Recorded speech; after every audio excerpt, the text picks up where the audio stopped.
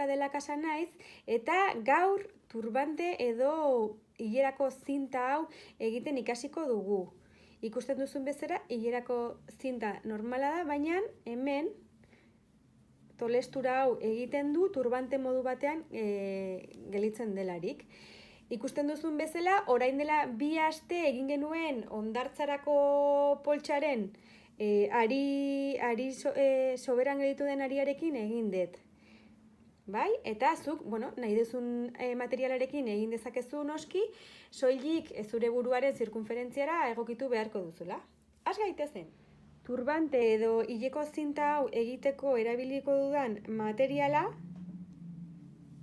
aurretik ikusi duzun materialaren berdina da, baina hauek Kasasole etxeko ekaineko erronkan erabili ditudan arien soberak dira, kasu honetan txuria eta urdin iluna. Gomendatzen duten kakorratz lodiera 5 eta 7 milimetrokoa da, eta nik kasu honetan 5 milimetrokoa erabiliko dut korapiloak estu gelditu daitezen. Guraizeak eta ariak galtzeko orratza. Zinta hau egiten hasteko truko txiki bat irakatsi nahi dizut. Normalean, Moebius zintetan, erdiko aldean dijoa hasierako kadeneta. Eta kadeneta horrek ez du beste lanaren haina elastizitate. Eta horrek efektu nahiko arraroa edo nik ez dut oso gustoko. Beraz, irakatsiko dizudan truko honekin, elastizitate falta hori ekidingo dugu. Horrela, gure aria hartuko dugu, korapilo mugikorra,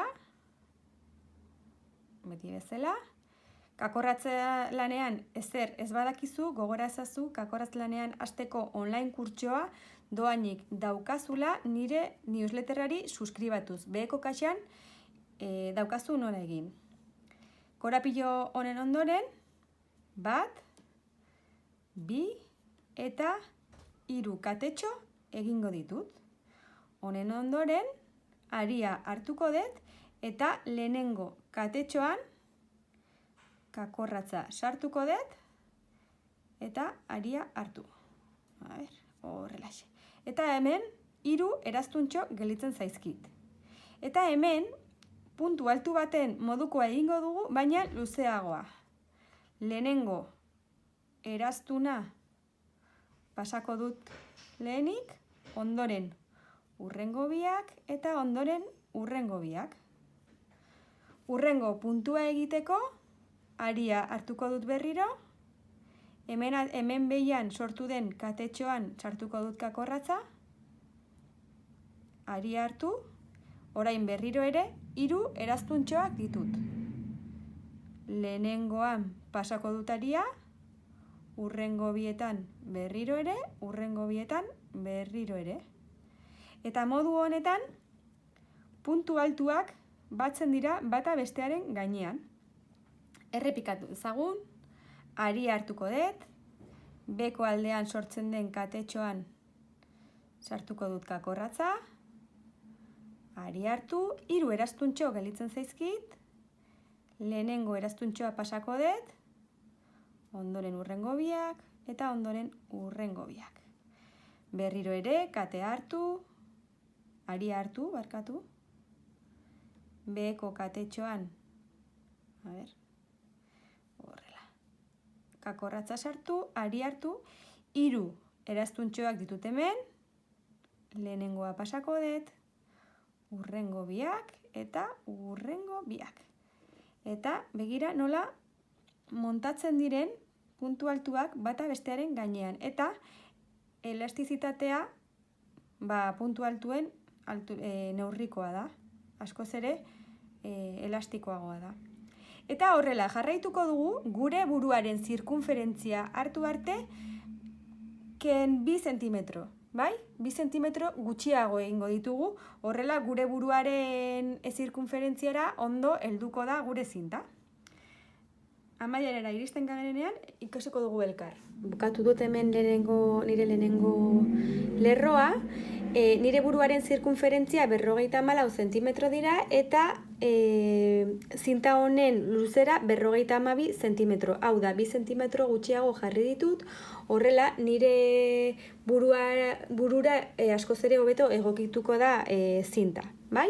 Eta orain, bi ertzak elkartzeko gure logika izango litzateke horrela, bai? Horrela, zati honetan elkartzea, ezta? Baina guk Moebius edo turbante forma hori emateko buelta emango diogu, bai? Goraka jarriko dugu eta hemen goian egingo dugu gure urrengo puntu altua. Badirudi, oso aske gelditzen dela, ezta? Hori ekiditeko soka, puntua aterako dut, eta hemen gelditzen den sokatxoa hemen dagoen katetxoari helduko dut. Horrela.